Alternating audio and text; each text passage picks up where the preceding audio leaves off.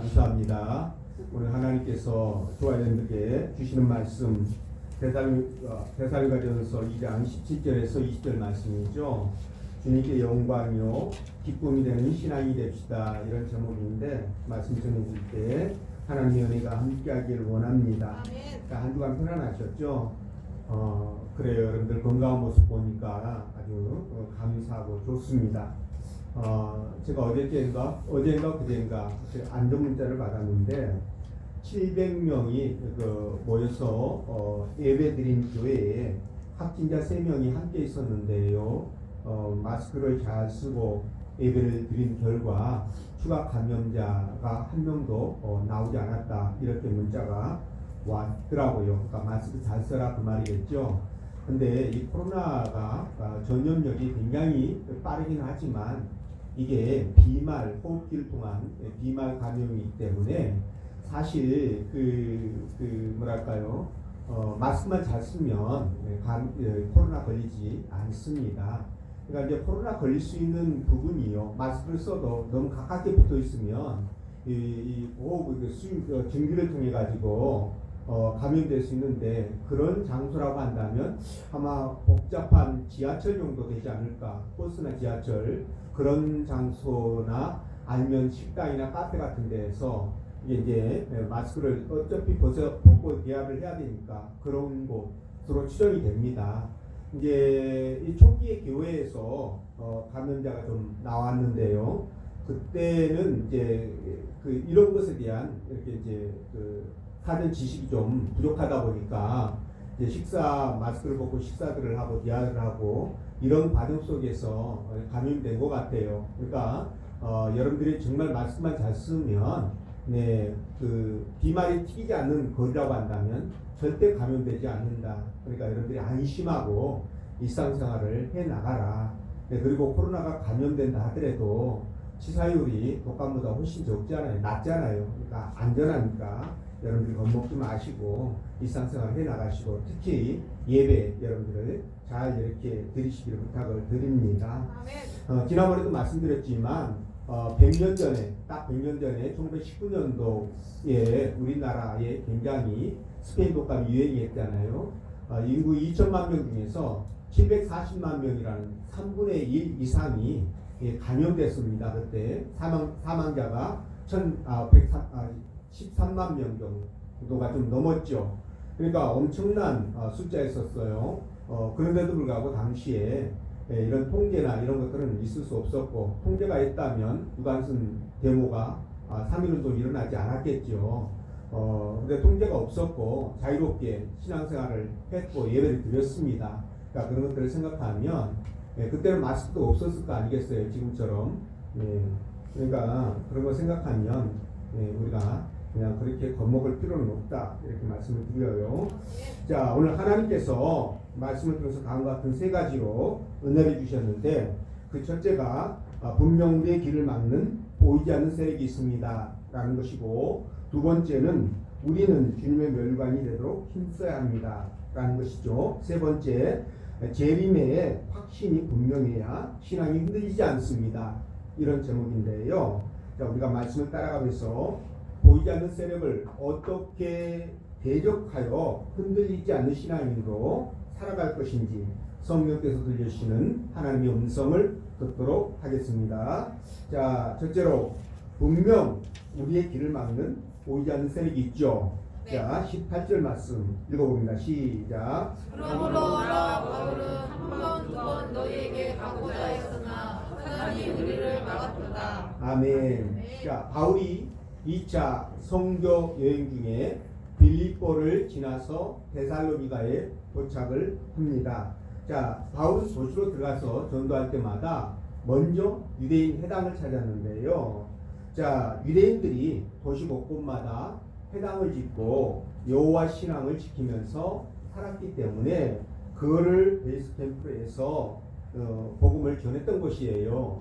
자, 3주 동안 이 데살로니가에서 복음을 전한 결과 그 지역의 많은 귀족들, 그리고 기부인들까지, 상류층 부인들까지 예수를 믿는 그런 역사가 일어났습니다. 자, 이런 놀라운 역사와 기적이 일어나자 디아스포라 유대인들이, 그러니까 데살로니가에 살고 있던, 터를 잡고 살고 있던 이 유대인들이 질투가 폭발을 하죠. 그래서 폭동을 일으킵니다. 그러다 보니까 이 바울 이름은 복음을 더 이상 전할 수가 없었죠. 그래서 급히 베레아로 밤에 피신을 하게 되는데, 자, 이 베레아에서도 복음을 전할 때요, 이 데살로니가처럼 엄청난 기적과 역사들이 일어납니다. 많은 사람들이 예수를 영접하게 되죠. 이 소문이 또 데살로니가에 전해져 가지고 그곳에 있던 이 유대인들이 베레아까지 쳐들어와 가지고 또 폭동을 일으킵니다. 이러다 보니까 도저히 거기서도 안 되죠. 그래서 거기에 있던 믿음의 형제들이 이 디모데와 실라를 이 베레아에다 놔두고 바울만 배를 태워가지고 급하게 아덴으로 내려보내게 되죠. 자, 그 이후에 아덴을 거쳐서 바울이 고린도에까지 이르러 복음을 전할 때, 그때 저기 그 베레아에 놔뒀던 디모데와 실라가 찾아오죠. 그래서 그들을 통해서 데살로니가 교회 식구들의 소식을 듣게 됩니다. 그런데 그들이 정말 예수 믿는 것들 때문에 이 기부인들의 부인들이 남편에게 핍박을 받게 되고요. 그것 때문에 가정에서 쫓겨나고, 또 남자들은 사회생활을 하는데 굉장히 지장을 많이 받는 겁니다. 왕따를 당하고 따돌리면 당한다, 이런 소식들을 듣게 돼요. 그럼에도 불구하고 이런 와중에도 이 데살로니가 교인들이, 성도들이 정말 이 복음을 들고 여러 곳에 다니면서 전파함으로 말미암아 진짜 교회가 든든하게 세워져 간다는 그런 기쁜 소식을 듣고 바울이 감동해 가지고요, 데살로니가 성도들에게 뭐라고 얘기하냐면 너희는 우리의 영광이요 기쁨이다, 이 시절의 말씀을 하는 것을 볼 수가 있어요. 자, 여러분 정말 놀랍지 않습니까? 단 3주 동안 바울을 통해서 이 복음을 들었을 뿐인데 그들이 변화돼 가지고요, 예수 믿는다고 하는 것 때문에 핍박이 가야 되는데도 불구하고 그들이 이 핍박 가운데서도 신앙을 지키면서 그것도 모자라 다른 사람들에게까지 복음을 전하면서 이렇게 교인들의 숫자들이 늘어난다는 이 소식을 들으니까 바울이 얼마나 가슴이 벅차올랐겠습니까? 여러분, 우리도 이런 감동을 하나님께 올려드려야 되는데, 자, 그런데 여러분, 사실 바울이 이 아덴으로 고린도로 내려왔지만 그의 마음속은 항상 이 데살로니가, 베레아, 빌립보 이런 마케도니아 지방의 성도들에게 꽂혀 있었어요. 그들이 정말 이 어려운 시기에 예수 믿는다고 핍박이 오고 고난이 오는 이 어려운 시기에도 잘 버티고 있는지, 신앙이 혹시 무너지지는 않았는지, 네, 정말 그것 때문에 얼마나 노심초사했겠습니까? 그래서 가능한 한 그들을 빨리 찾아가서 좀 격려해주고 다시 위로해주고 복음으로 그들을 다시 세우고 싶고 이런 마음이 있어가지고 가려고 했지만 번번이 사단의 방해로 좌절되고 말았던 것입니다. 자, 여러분, 우리는 여기서 두 가지를 생각해 볼 수가 있는데요. 그 첫 번째가 무엇이냐면, 사단이 왜 바울이 그쪽 지역으로, 마케도니아 지역으로 가려고 하는 것을 그렇게 막았을까? 이 부분이에요. 여러분, 왜 막았을까요? 이걸 알기 위해서는 우리가 먼저 바울이 데살로니가에서 복음을 전할 때 어떤 일이 있었는지를 기억해야 됩니다. 그때 여러분들 말씀드린 것처럼 데살로니가 지역, 베레아 지방이 전부 다 뒤집어졌지 않았습니까? 복음으로. 그러니까 수많은 사람들이 사회 상류층까지 복음을 받아들이고 예수를 믿고 진짜 그런 역사와 기적들이 일어났습니다. 그런데 반대로 복음을 전했던 아덴 지역 말이에요. 지금 아테네죠. 이 아덴 지역은 어땠습니까? 복음을 아무리 많이 전했어도요, 바울이 열정적으로 전했지만 예수 믿고 회심한 사람들이 적었습니까? 많았습니까? 적었어요. 아주 극소수였어요. 아무리 전해도 그들에게는 이 복음이 들어가지 않는 겁니다.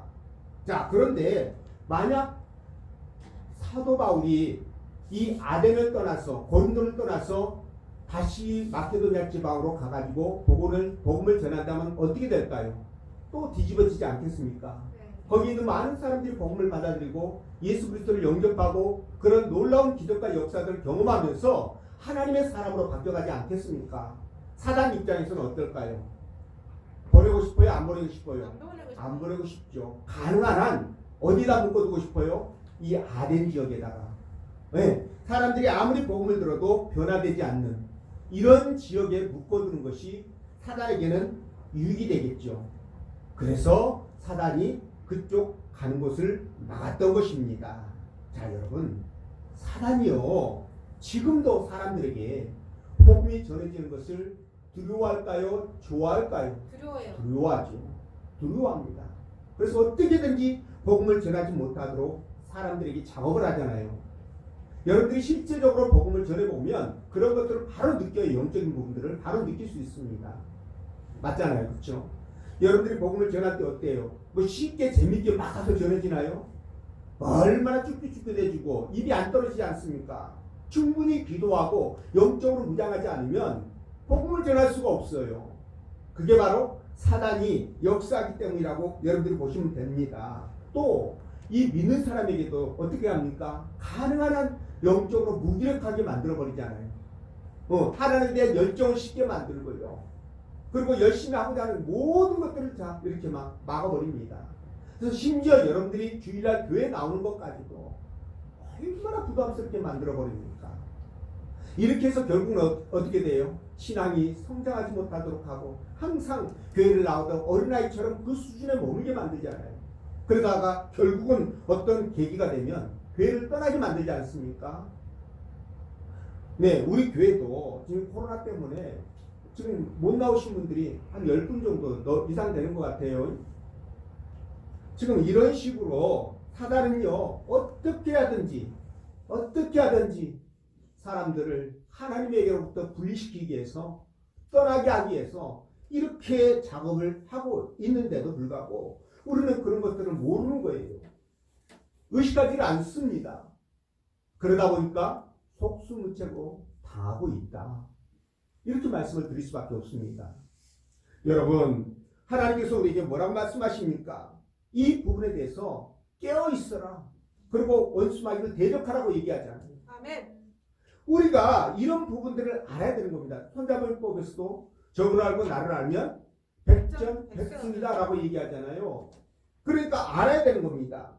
알아야죠. 영적 싸움에서 이길 거 아니겠어요?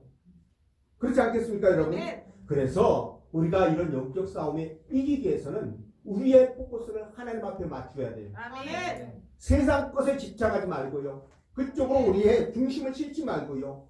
기도와 말씀으로 하나님의 전신갑주를 입으셔야 된다는 거예요. 아멘. 그래야 우리가 믿음을 지킬 수 있어요. 이 마지막 시대에 시대가 악해질수록 여러분 사단의 세력은 강력해집니다.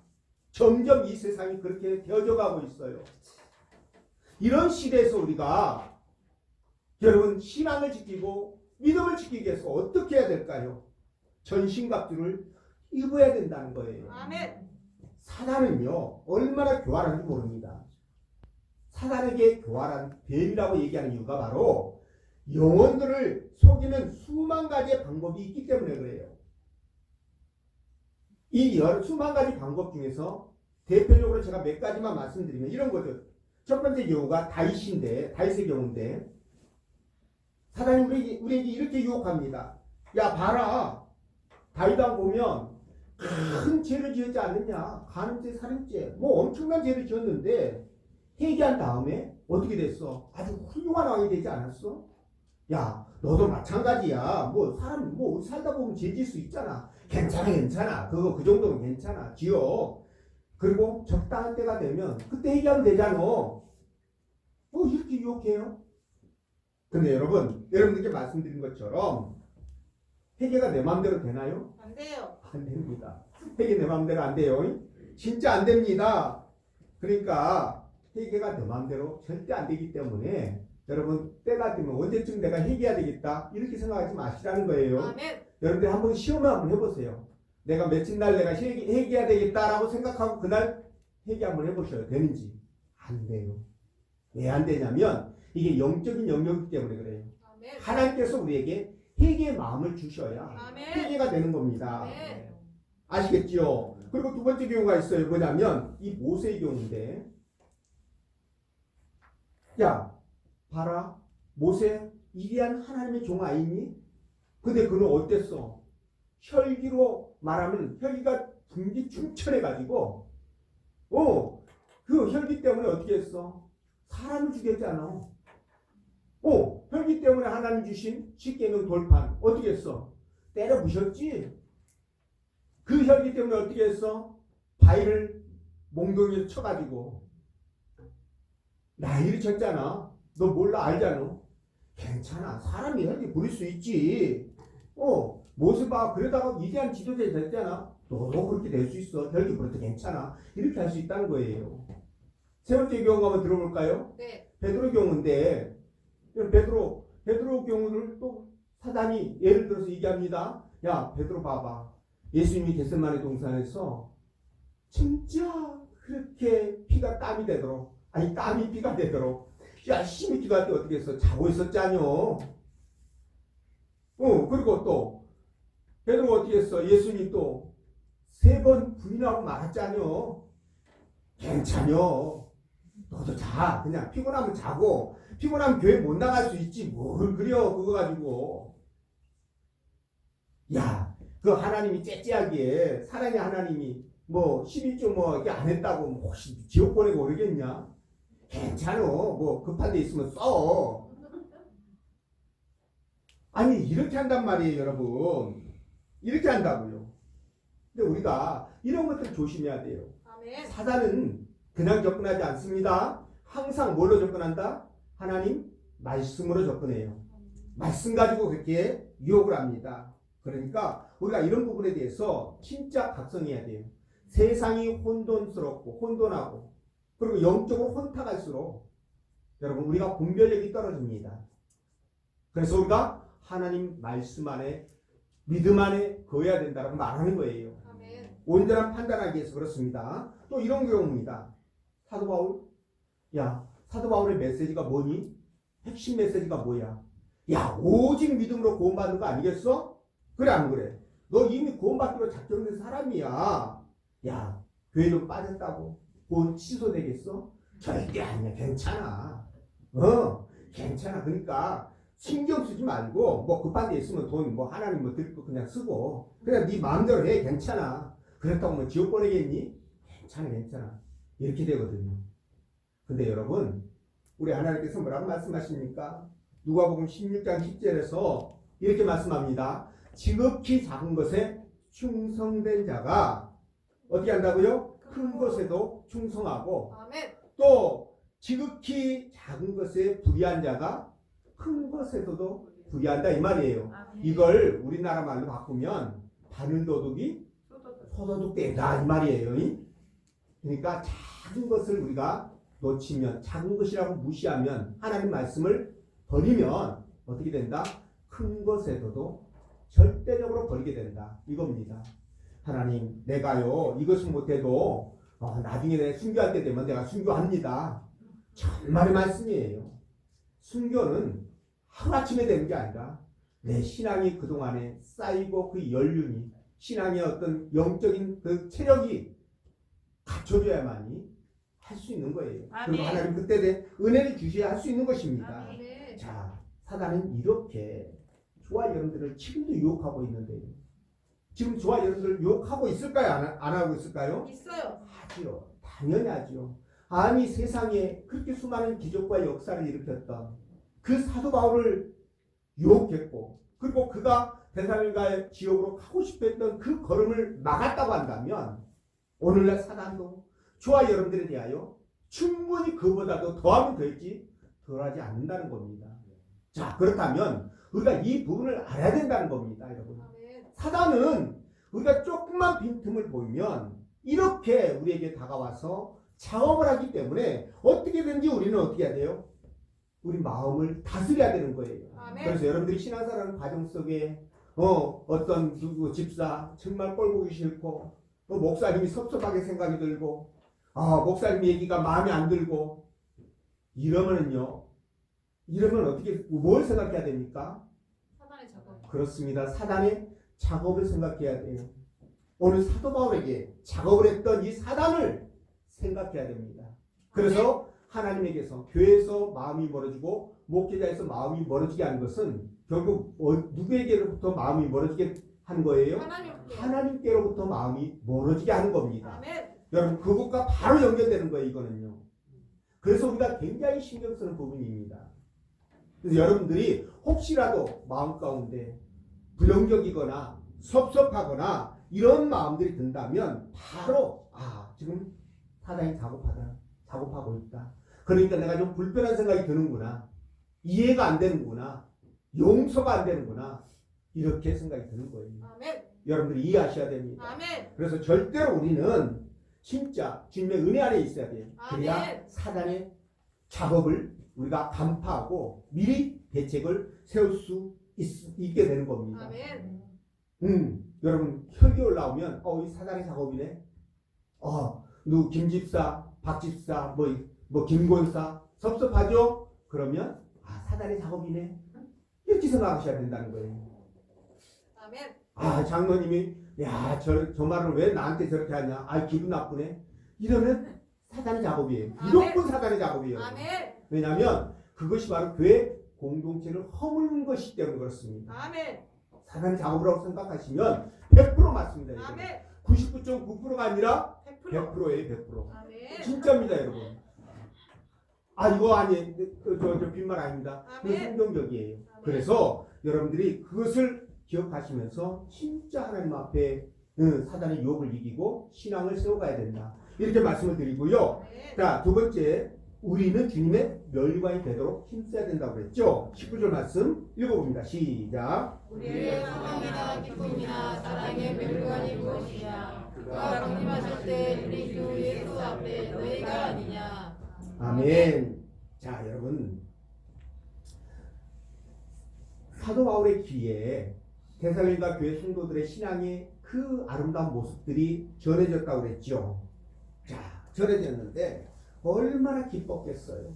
그 어려운 환경 가운데서 진짜 핍박을 받으면서도 그들이 신앙이 이축되지 아니하고 하나님 앞에 믿음도 오히려 강해지고 세워져가지고 많은 사람들에게 복음을 전하면서 교회가 아름답게 성장하는 그 모습을 사도 바울이 들었을 때 얼마나 감동을 받았겠냐고요. 저도 이 생각하니까 마음이 너무너무 뭉클해지고 너무 좋더라고요. 말씀을 전할 때요. 저 준비할 때요. 여러분, 그래서 사도 바울이 뭐라고 얘기하냐면 우리의 소망이나 기쁨이나 자랑의 멸관이 무엇이냐? 주님이 강림하실 때에 예수 그리스도 앞에 바로 너희들이 아니냐?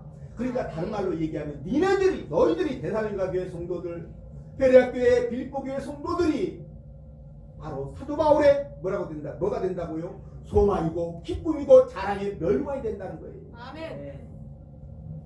진짜 이런 고백을 하는데 저는 이것이 마음속 깊이 저는 다가옵니다. 아멘. 왜냐하면 여러분 모든 목회자의 마음이 바로 이런 마음이거든요. 아멘. 여러분 목회자의 마음은 이 목자의 마음이고요. 영적 아비의 마음이고 하나님의 마음이에요. 아멘. 그래서 이 목회자들은요. 좀 교회 나오신 분들이 새로 교회 신앙생활 하시는 분들이 신앙이 하루하루 이렇게 달라지게 성장하면서 잘하는 거 보면은요. 그 변화되는 모습들을 보면 너무너무 기뻐요.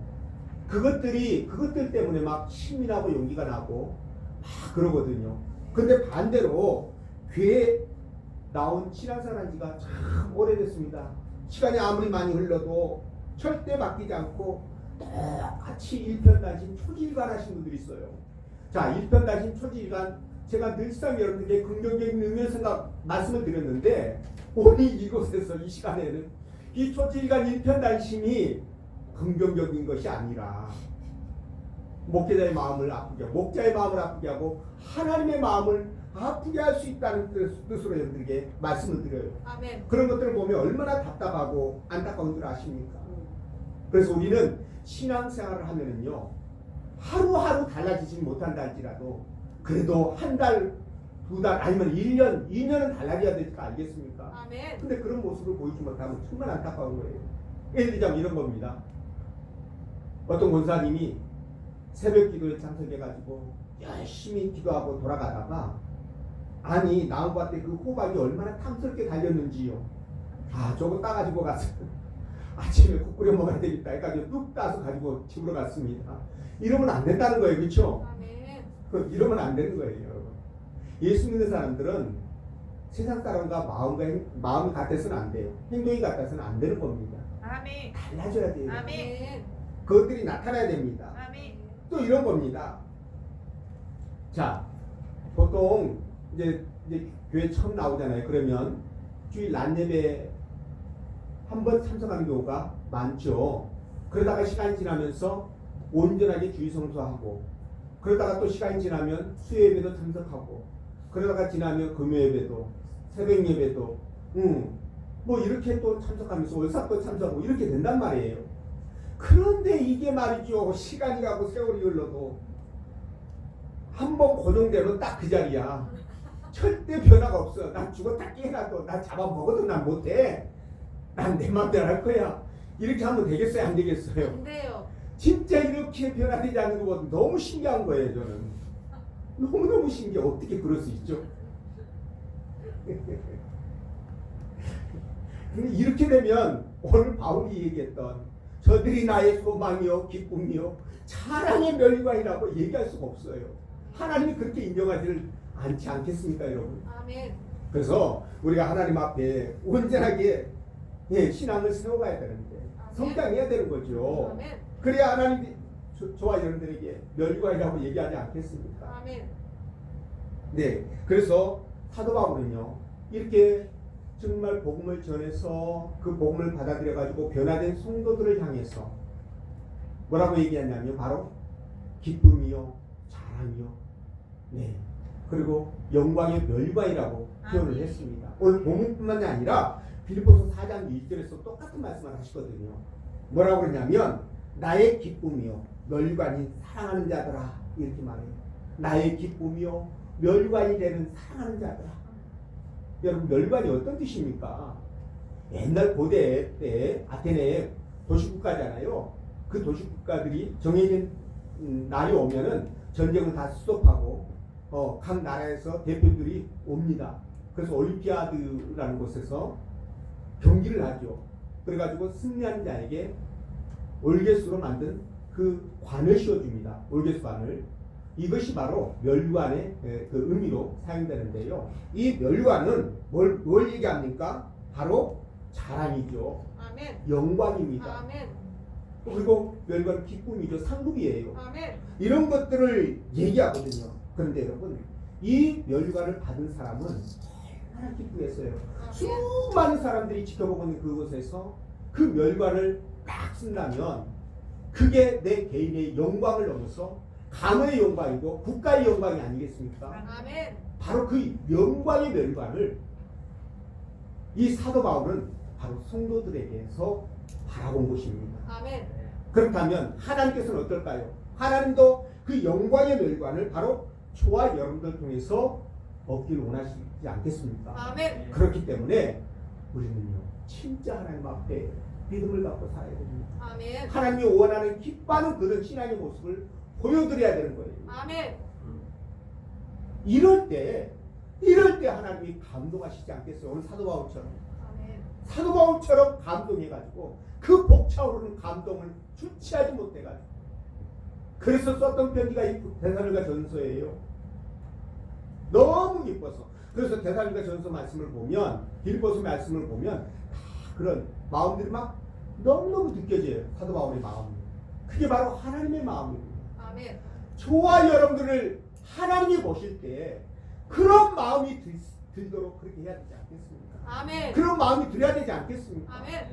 그래서 여러분들이 그런 영광의 멸관이 되시기를 부탁을 드리고요. 아멘. 세 번째, 재림의 확신이 분명해야 우리 신앙이 흔들리지 않습니다. 자, 19절 20절 말씀 읽어봅니다. 시작. 우리의 소망이나 기쁨이나 사랑의 멸관이 무엇이냐? 그가 강림하실 때 우리를 예수 앞에 인도하느냐? 아멘. 자, 우리 주님이 아멘. 공생의 3년 또는 3년 반 사역을 끝낸 후에 자, 감람산에서 하늘로 승천하시죠.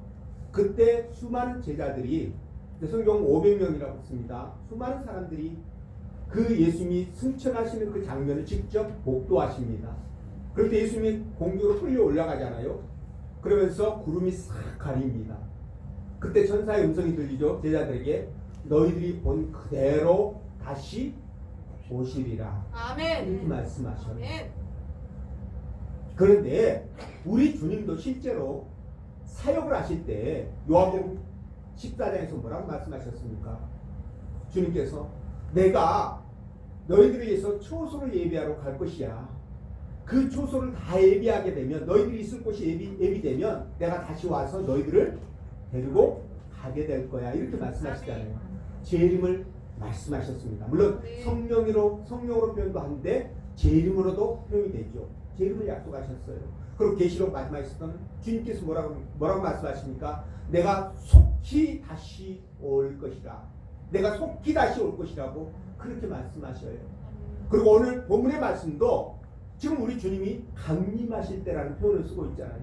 이거 말고도 성경 수많은 곳에서 주님께서 다시 이 땅에 오실 것을 말씀하시고 있습니다. 자, 주님이 다시 오셨어요. 정말 이 땅에 오셔가지고 그동안 주님이 없다라고, 하나님이 없다라고 부인하면서 기본 양심도 없이 아주 망가질 대로 망가져가지고 악귀처럼 살아가는 사람들, 또 바벨탑과 같은 이 시대에 하나님을 대적하는 그런 자들을 반드시 심판하러 하나님께서 이 땅에 오십니다. 그리고 저와 여러분들은 신천신지로 옮겨가기 위해서도 오시는 것입니다. 자, 그래서 오늘 사도 바울은 분명하게 이 재림을 믿었고요. 그 재림의 신앙의 기초에서 그가 사역을 감당해 갔던 것입니다. 아멘. 그래서 그가 썼던 고린도후서 6장 9절에서 10절 말씀을 보면 이렇게 되어 있어요. 우리 이 말씀 같이 한번 읽어보겠습니다. 시작. 무명한 자 같으나 유명한 자요, 죽은 자 같으나 보라 우리가 살아있고, 징계를 받는 자 같으나 죽임을 당하지 아니하고, 근심하는 자 같으나 항상 기뻐하고, 가난한 자 같으나 많은 사람을 두려워하고, 아무것도 없는 자보다 모든 것을 가진 자보다. 아멘. 근심하는 자 같으나 항상 기뻐하고, 가난한 자 같으나 항상 많은 사람들을 부욕해 하고, 그리고 없는 자 같으나 모든 것을 가진 자다. 이게 여러분 가능합니까? 이 땅에서 이게 가능합니까? 불가능해요.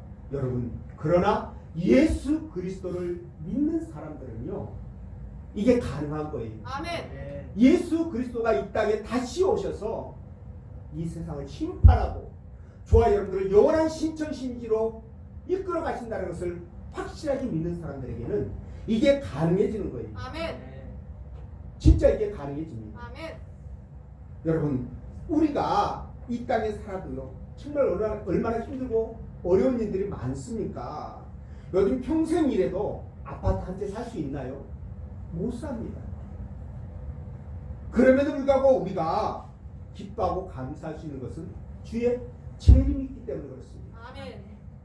우리가요, 현실의 그 높은 현실의 벽에 부딪혀가지고 도저히 움짝달싹할 수 없는 그런 상황, 내가 아무리 몸부림쳐도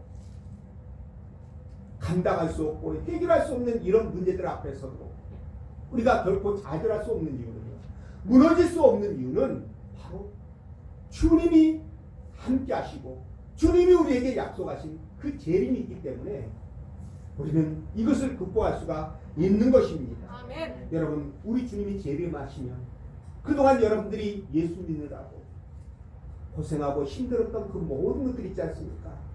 이런 과정 속에서 겪었던 그 슬픔과 아픔과 고통의 눈물들을 우리 주님이 씻어주시잖아요. 아멘. 여러분들이 손해보았던 모든 것들을 우리 주님이 보상해 주시잖아요. 아멘. 자, 여러분, 이게 가능한데 근심하는 자 같으나 항상 기뻐할 수 있지 않습니까? 이게 가능하기 때문에 많은 사람을, 가난하지만 많은 사람을 부욕해 할 수 있는 거예요. 아멘. 내가 지금 아무것도 가지고 있는 것이 없지만 그러나 모든 것을 소유한 사람처럼 살아갈 수가 있는 거예요. 아멘. 여러분, 이것이 바로 예수 믿는 사람들이 가지고 있는 근본적인 능력이에요. 아멘. 근본적인 힘입니다. 아멘. 그렇기 때문에 신앙을 갖고 있는 사람들은요, 어떤 일을 만나도 신앙이 흔들리지 않아요. 아멘. 절대로 흔들리지 않습니다. 아멘. 코로나 할애가 와도 괜찮습니다, 여러분. 아멘. 왜? 우리 주님이 계시고, 주님이 계신 그 낙원이 있고요, 천국이 있고요. 우리 주님이 저와 여러분들 데리러 오시는 그 희망이 있기 때문에 괜찮다는 겁니다. 여러분, 그래서 주님의 재림을 생각하면서 우리가 어떻게 해야 됩니까? 깨어 있어야 돼요. 깨어 있어야 되는 겁니다. 아멘. 깨어 있는다는 뜻이 무슨 뜻이에요? 우리의 믿음이 떨어지지 않도록 예수 그리스도 안에서 내 자신을 돌아보면서 그 안에 거하는 겁니다. 아멘. 이게 깨어 있는 거예요. 아멘. 여러분, 잠자면 안 됩니다. 아멘. 잠자면요 죽음이에요, 여러분. 우리 영혼이 깨어 있어서 진짜 하나님 기뻐하는 그 일들을 감당해야 됩니다. 근데 우리 몸뚱아리 속성 자체가 자꾸만 어떻게 됩니까? 세상 지향적이에요. 왜? 우리 몸은 이 세상 것으로 만들어졌기 때문에 그렇습니다. 흙은 세상이잖아요. 그래서 세상과 이렇게 궁합이 잘 맞아요. 그러다 보니까 자꾸만 세상을 지향하고 세상에서 즐기는 것을 기뻐해요. 우리 몸이 본능적으로 기뻐합니다. 교회 나가서 예배드리자 이러면은 싫어져요. 싫어하면 안 되는데 몸이 싫어해. 그냥 뭔 놈의 주일이 이렇게 빨리 오는지 몰라. 이놈은 11조 뛰어야 되냐 말해야 되냐. 참. 이번 한 달 뛰면 그냥 건너뛸까? 이게 바로 이게 우리 몸뚱아리이기 때문에 그렇습니다. 그래서 우리 몸은 하나님을 거역하려고 하는 본능이 있기 때문에 자꾸만 시험에 빠지기 쉽고 우리가 연약한 상태로 그렇게 살아가는 것이에요. 그래서 여러분, 우리가 그래서 깨어 있으라는 거예요, 주님이. 이런 것들을 극복하고 믿음 안에 하나님 나라 백성으로 살아가기 위해서 깨어 있으라는 겁니다. 아멘. 이해가 되시는지요? 아멘. 그래서 우리가 훈련이 필요한데 야고보 선지자는요, 야고보 제자는 12제자 중에 하나죠. 뭐라고 말씀했느냐? 농부가 가을에 열매를 추수할 것을 기대하는 것처럼 너희도 소망 가운데서 길이 참고 인내해라, 이렇게 말씀하셔요. 아멘. 왜? 주님의 그 나라를 우리가 소유해야 되잖아요. 아멘. 그것을 우리가 바라보고 그곳으로 가야 되잖아요. 아멘. 그래서 우리가 이 부분을 확실하게 붙들고 믿음 안에서 깨어서 나가야 된다는 겁니다. 아멘. 그래서 여러분들이 어떠한 경우라든 어떤 일이 있어도 정말 주님 안에서 이런 말씀을 붙들고 믿음으로 살아가시길 부탁을 드립니다. 아멘. 자꾸만 이 코로나 때문에요, 교회 모임이 축소되고 사람들이 심리적으로 이축되다 보니까 여기에 편승해가지고 사단이 얼마나 작업하는지 모릅니다. 얼마나 작업하는지 몰라요. 진짜입니다, 여러분. 이거 여러분 이기셔야 돼요. 아멘. 옳거니 때는 이때다. 아싸기야. 교회 안 나가야지. 그렇게 가지고 안 나온 사람도 있어요. 여러분, 하나님은요 우리를 감찰하신다고 그랬죠. 어떤 사람이 천국에 합당한 사람인지를 감찰하신다고 말씀하셨으니까 우리가 이런 것들을 기억하면서 진짜 믿음 안에 우리가 살아가야 됩니다. 아멘. 그리고 절대로 흔들리지 않는 그 믿음을 갖고 주님 앞에 기쁨으로 살아가시는 여러분 되시길 주의 이름으로 축원드립니다. 아멘. 기도합니다.